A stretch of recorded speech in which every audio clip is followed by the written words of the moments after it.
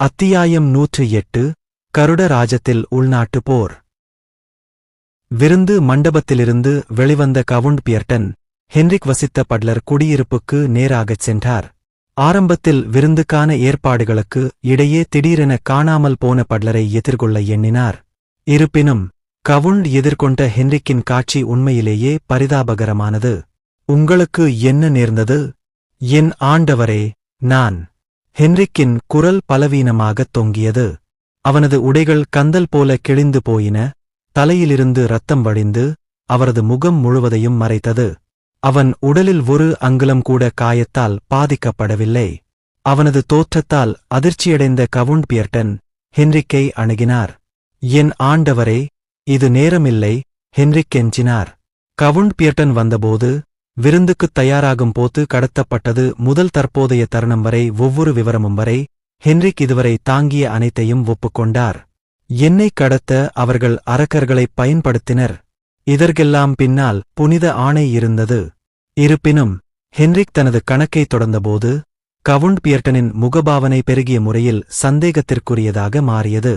Henrik, உங்கள் வார்த்தைகளுக்கு உண்மையிலேயே பொறுப்பேற்க முடியுமா? புனித ஆணையே இதுபோன்ற நிகழ்வுகளை ஏற்பாடு செய்ததாக நீங்கள் கூறுகிறீர்களா? கவுண்ட் பியர்டனின் புனிதமான தொனியில் ஒருவித அவநம்பிக்கையின் தெளிவான தோற்றம் இருந்தது. கவுண்ட் பியர்டன் தன்னை நம்பமாட்டார் என்று ஹென்ரிக் எதிர்பார்த்திருந்தார். புனித வரிசை அரக்கர்களை இனப்பெருக்கம் செய்து மக்களை கடத்தி சித்திரவதை செய்வதைப் பற்றிய கதையை யாராவது நம்ப முடியுமா? ஒருவேளை நம்பவே முடியாது, அவர்கள் அதை நேரில் அனுபவித்திருக்காவிட்டால். ஹென்ரிக் இதையெல்லாம் சகித்துக் கொண்டார். கவுண்ட் பியர்டன் உடனடியாக அவரை நம்பவில்லை என்றாலும் அவரது விசுவாசமான சமையல்காரராக ஹென்ரிக் பேச வேண்டிய கடமை அவருக்கு இருந்தது. உண்மைதான் ஐயா, தயவு செய்து நீங்கள் உடனடியாக விருந்தை நிறுத்த வேண்டும். நீங்கள் புனித ஆணையை நம்ப முடியாது. அவரது அவநம்பிக்கையான வேண்டுகோளுக்கு பதிலளிக்கும் விதமாக கவுண்ட் பியர்டன் சிறிது நேரம் விருந்து மண்டபத்தை நோக்கித் தலையைத் திருப்பினார். விருந்து மண்டபத்திலிருந்துவே நோக்கித் தலையைத் திருப்பினார். உள்ளே புனித பிரிவைச் சேர்ந்த தூதர்கள் கவுண்ட் பியர்டன் மற்றும் பிற பிரபுக்களுடன் கலந்து கொண்டிருந்தனர். அவசர காலங்களில் மாவீரர்கள் நிறுத்தப்பட்டிருந்தாலும் புனித ஆணையின் சில புனித மாவீரர்களும் ஆயுதம் ஏந்தியிருந்தனர். புனிதர்களை சாதாரண விருந்தினர்களாக நடத்த வேண்டும் என்பது முறையான ஆசாரம் விதித்ததால் இது தவிர்க்க முடியாததாக இருந்தது. இந்தச் சூழ்நிலையின் காரணமாக விருந்தை உடனடியாக நிறுத்த வேண்டியதன் அவசியத்தை ஹென்ரிக் கவுண்ட் பியர்டனிடம் வலியுறுத்தினார். ஆனால் அவரது அவசரம் காதில் விழவில்லை. சரி ஹென்ரிக், கவுண்ட் பியர்டனின் குரல் குளிர்ந்தது. நீங்கள் ஒருவேளை அரச குடும்பத்துடன் உங்களை இணைத்துக் கொள்கிறீர்களா? என்ன பேசுறீங்க? யோசிச்சு பாருங்க. விருந்துக்கு முந்தைய நாள் நீங்க காணாமல் போயிட்டாங்க. ஆனா திடீர்னு மறுபடியும் வந்து புனிதர் மேல குத்தம் சாட்டீங்க. கவுண்ட் பியர்டனின் வார்த்தைகளைக் கேட்டு ஹென்ரிக் நடுங்கினார். அது ஒரு மோசமான அறிகுறி. நிலைமை மிகவும் மோசமாக இருந்தது என்று ஹென்ரிக் நினைக்காமல் இருக்க முடியவில்லை. திடீரென தோன்றி இதுபோன்ற கூற்றுக்களைச் சொல்வது முட்டாள்தனமாகவே நிராகரிக்கப்படும். தற்போதைய எதிர்வினை ஒருவேளை எதிர்பார்க்கப்பட்டதுதான். அவர்கள் இதை முன்னறிவித்திருக்க முடியுமா? அப்படியானால் புனித ஆணை உண்மையிலேயே ஒரு வலிமையான சக்தியாக இருந்தது. எல்லாவற்றிற்கும் மேலாக ஹென்ரிக் கண்டதும் அனுபவித்ததும் அனைத்தும் உண்மையானவை. இது நீதிக்கான அவரது வேண்டுகோளை மேலும் தீவிரப்படுத்தியது. நான் உண்மையைத்தான் சொல்றேன், ப்ளீஸ் என்னை நம்புங்க. மறுபுறம் கவுண்ட் பியர்டன் பெருமூச்சு விட்டு நெற்றியைத் தடவினார். என் சொந்த எஸ்டேட்டிற்குள் பட்லரை கடத்தி சித்திரவதை செய்வார்கள் என்று நினைப்பது. ஆனால் அவை அனைத்தும் புனித ஆணையால் இட்டுக்கட்டப்பட்ட ஒரு திட்டமா? கவுண்ட் பியர்டனுக்கு அது நம்ப முடியாததாகத் தோன்றியது. ஹென்ரிக் அரச குடும்பத்துடன் சேர்ந்து அவரை காட்டிக் கொடுத்தார் என்பது மிகவும் யதார்த்தமாகத் தோன்றியது. மேலும் அவருக்கும் புனித ஆணையுக்கும் இடையிலான பிளவு இன்னும் அர்த்தமுள்ளதாக இருந்தது. ஹென்ரிக்கின் வார்த்தைகள் உண்மையாக இருந்தாலும் புனித ஆணையம் ஏன் அவரை விட்டு வைக்க வேண்டும்? அது அர்த்தமற்றது. ஒரு கணம் குளிர்ச்சியடைவது நன்மை பயக்கும் என்று தோன்றுகிறது. பட்லரை நிலத்தடி நிலவரைக்கு அழைத்துச் செல்லுங்கள், கவுண்ட் பியர்டன் கட்டளையிட்டார். அருகிலுள்ள வீரர்கள் அவனை பிடித்தனர். ஆனால் ஹென்ரிக் கடுமையாக எதிர்ப்பு தெரிவித்தார். இல்லை, நிலத்தடி நிலவரை அல்ல. என் ஆண்டவரே, நான் உண்மையைச் சொல்கிறேன். வீரர்களை எதிர்த்துப் போராடிய போதிலும் வயதான உடலுடன் இருந்த ஹென்ரிக் இளம் வீரர்களின் வலிமையைத் தாங்க முடியவில்லை. தயவு செய்து என்னை நம்புங்கள். இழுத்துச் செல்லப்பட்டபோது அவர் கூச்சலிட்டார். ஹென்ரிக் இழுத்துச் செல்லப்படுவதைப் பார்த்து கொண்டே கவுண்ட் பியர்டன் தனது நாக்கை அழுத்தினார். நாம் விரைவில் பட்லரை கொள்ள வேண்டும் போலிருக்கிறது. புனித உத்தரவு மக்களை கடத்தி சித்திரவதை செய்கிறதா? யாரும் அப்படிப்பட்ட ஒரு விஷயத்தை நம்ப மாட்டார்கள், குறிப்பாக புனித வரிசை அரக்கர்களை வளர்க்கும் கருத்தை. புனித அமைப்பு அரக்கர்களை மிகவும் வெறுக்கிறது. ஆனாலும் நாங்கள் இங்கே இருக்கிறோம், முட்டாள்தனத்தைப் பேசுகிறோம். உண்மையில் புனித அமைப்பு அரக்கர்களை வெறுத்தது. ஒருவர் சமையல்காரரின் வார்த்தைகளை மட்டுமே அடிப்படையாகக் கொண்டு அவனுக்கு ஆதரவாக இருந்தால் அவரது திட்டங்கள் அனைத்தும் வீணாகிவிடும். கவுண்ட் பியர்டன் சுற்றிப் பார்த்தார். அதிர்ஷ்டவசமாக அருகில் புனித ஆணை உறுப்பினர்கள் யாரும் இல்லை. இந்த விருந்தில் கூட விசாரணை அதிகாரிகள் இருந்ததால் அவர் தனது வார்த்தைகளில் மிகவும் கவனமாக இருக்க வேண்டியிருந்தது. அவர்களைப் புண்படுத்துவது பிரபுக்கள் மத்தியிலும் கூட அவரை மதவெறியர் என்று எளிதில் முத்திரை குத்தக்கூடும். இல்லை, நாம் அதை ஆபத்தில் எடுக்க முடியாது. ஹென்ரிக்கை கைது செய்து வாயை மூடு. அவன் இன்னொரு வார்த்தை கூட பேசக்கூடாது. அருகில் இருப்பவர்களைக் கட்டுக்குள் வைத்திருப்பது முன்னுரிமையாக இருந்தது. மேலும் இப்போது நடந்ததைப் பொறுத்தவரை அதையெல்லாம் மறந்துவிடு. இன்னும் சிறிது நேரம் கருட ராஜ்ஜியம் என் கைகளில் இருக்கும். எந்தத் தவறுகளையும் என்னால் தாங்க முடியாது. கவுண்ட் தலையசைத்துவிட்டு விருந்து மண்டபத்தை நோக்கி தனது அடிகளை மீண்டும் தொடங்கினார். இருப்பினும் அவர் திடீரென்று தனது பாதையில் நின்றார். என்னை ஏதோ தொந்தரவு பண்றது. எல்லாவற்றிற்கும் மேலாக ஹென்ரிக் நீண்ட காலமாக அவருக்கு உண்மையாக சேவை செய்திருந்தார். அவரது கூற்றுகளை அபத்தமானது என்று வெறுமனே நிராகரிப்பது சரியாகப்படவில்லை. கவுண்ட் புத்திசாலித்தனமாக ஒரு சிப்பாயை அழைத்தார். எஸ்டேட்டில் உள்ள அனைத்து மாவீரர்களையும் கூட்டி விருந்து மண்டபத்தைச் சுற்றி அழைத்து வாருங்கள். ஒருவேளை சாத்தியமே இல்லாவிட்டாலும் எச்சரிக்கையாக இருப்பது தவறில்லை. அந்தச் செய்தி தெரிவிக்கப்பட்டவுடன் கவுண்ட் விருந்து மண்டபத்திற்குத் திரும்பினார். அவர் பிரதான பாதிரியார் மற்றும் தளபதி ஜெரார்ட் முன்பு அமர்ந்திருந்த இடத்தை நோக்கிச் சென்றார்.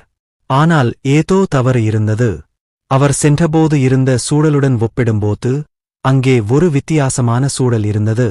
முதல் விஷயம் என்னவென்றால் அவர்களின் வெளிப்பாடுகள் இனிமையாக இல்லை. விருந்தின் போது வெளியேறுவது அநாகரீகம். ஒருவேளை விருந்து நேரத்தில் அவர் தனது இருக்கையை விட்டு வெளியேறியதால் இருக்கலாம்.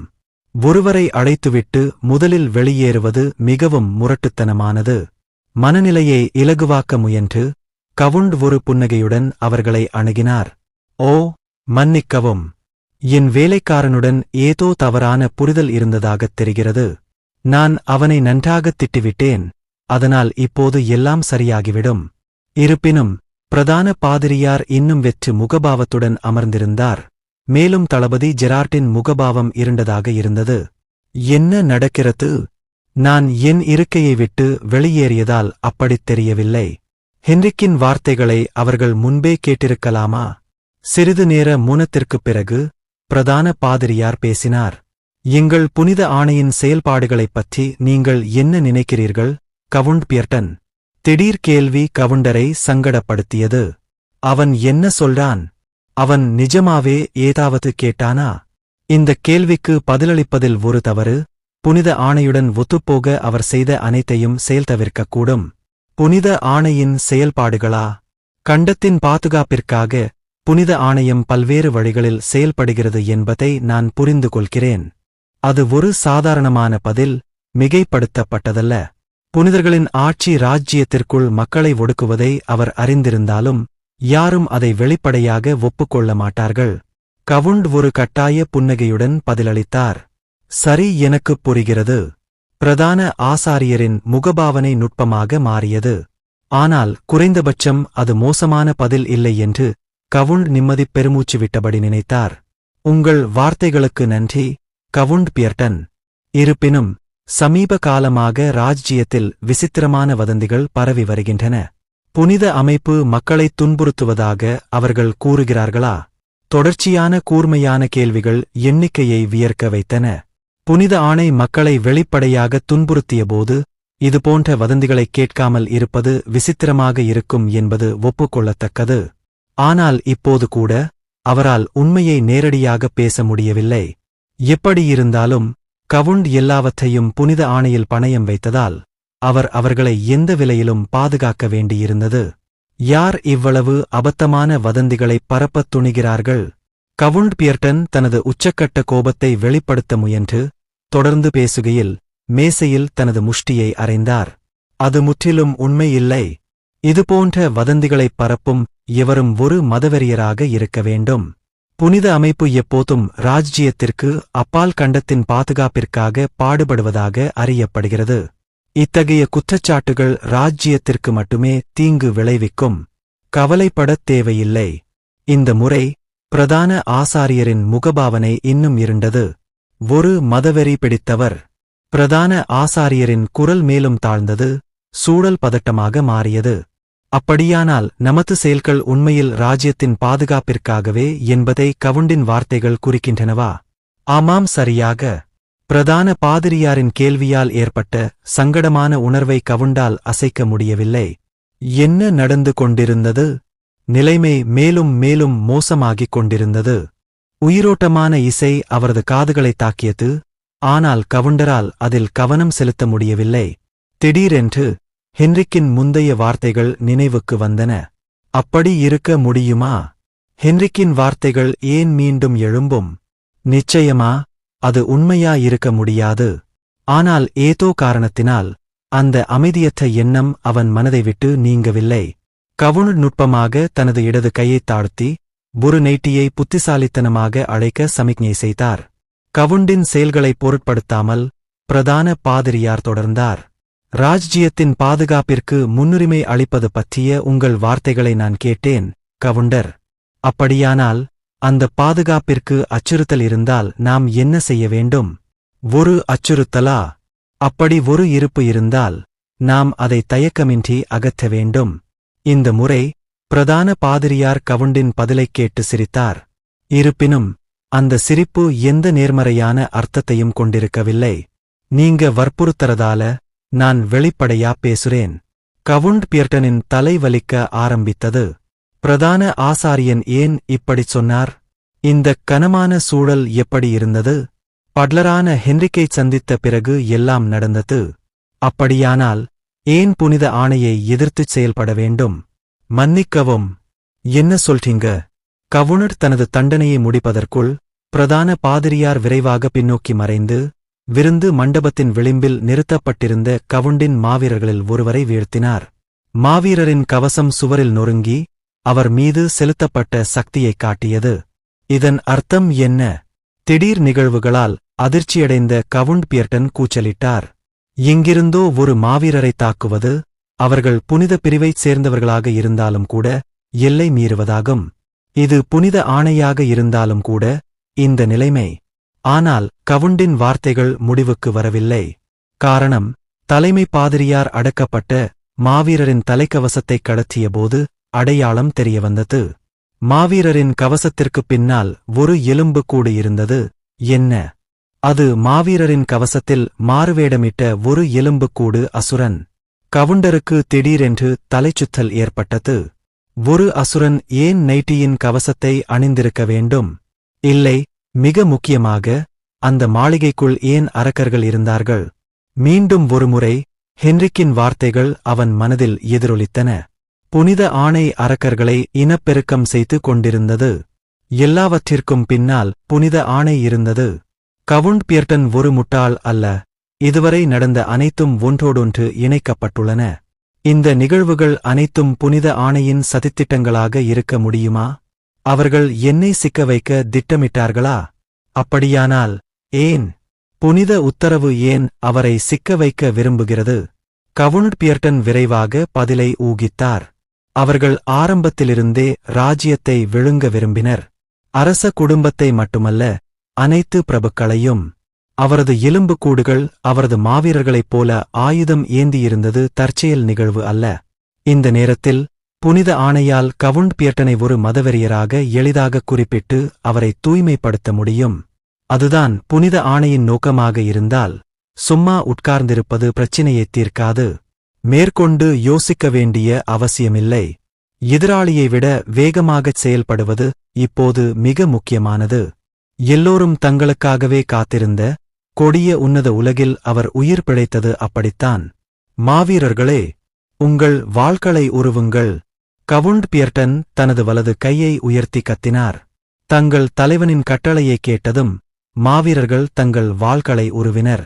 மாவீரர்கள் தங்கள் வாள்களை உருவியபோது புனித ஆணையின் புனித மாவீரர்களும் தங்கள் வாள்களை உருவினர். இது ஒரு பதட்டமான மோதலை உருவாக்கியது. என்ன நடக்கிறது?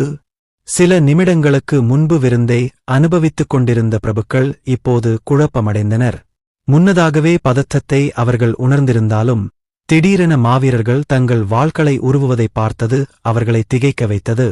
முன்பு மகிழ்ச்சியாக இருந்த விருந்து மண்டபம் பதற்றத்தால் நிறைந்தது. கனத்த மௌனத்தை முதலில் கலைத்தவர் பிரதான பாதிரியார்.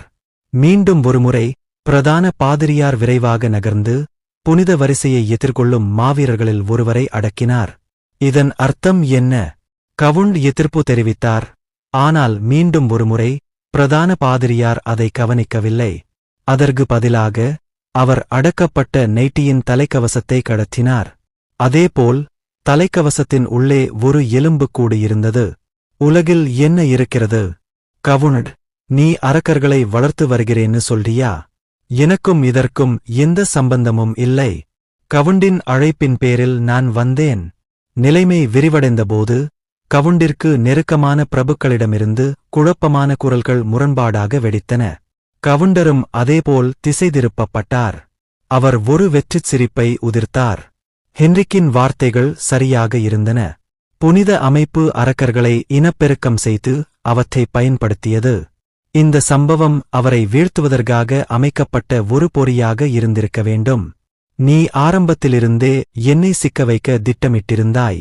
அவர்கள் எப்போது எலும்புக்கூடுகளை அறிமுகப்படுத்தினார்கள்? அவர்கள் இங்கே ஊடுருவ நீண்ட காலமாகத் தயாராகி வந்திருக்க வேண்டும். இதுபோன்ற நடவடிக்கைகள் அரச குடும்பத்தினரால் திட்டமிடப்பட்டிருந்தால் அது புரிந்து கொள்ளத்தக்கதே.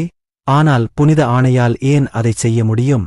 தனது பாதுகாப்பை வலுப்படுத்தாதற்கு கவுனர் தன்னைத்தானே குற்றம் சாட்டிக் கொண்டார்.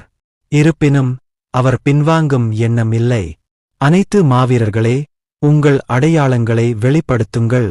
கவுண்டின் கட்டளைப்படி பல ஆயுதமேந்திய மாவீரர்கள் தங்கள் தலைக்கவசங்களைக் கடத்தி தங்கள் முகங்களைக் காட்டினர். அவர்கள் அனைவரும் பரிச்சயமான முகங்கள். நல்லவேளையாக அந்த மாவீரர்கள் யாரும் அரக்கர்களாகத் தெரியவில்லை.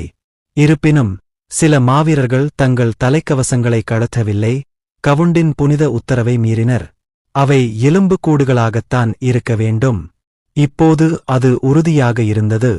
எலும்புக்கூடு மாவீரர்கள் 1 அல்லது 2 பேர் மட்டுமல்ல. அந்த மோசமான புனித அமைப்பு இதையெல்லாம் திட்டமிட்டது. கவுனர் கோபத்தால் கொதித்தார். இவ்வளவு தைரியம் அவங்களுக்கு அவனை இப்படி கேலி பண்ணுது. அவர் இப்போது நடவடிக்கை எடுக்கவில்லை என்றால் அவர் ஒரு மதவெறியராக முத்திரை குத்தப்பட்டு புனித ஆணையால் இழுத்துச் செல்லப்படுவார். அவனால் அதை அனுமதிக்க முடியவில்லை.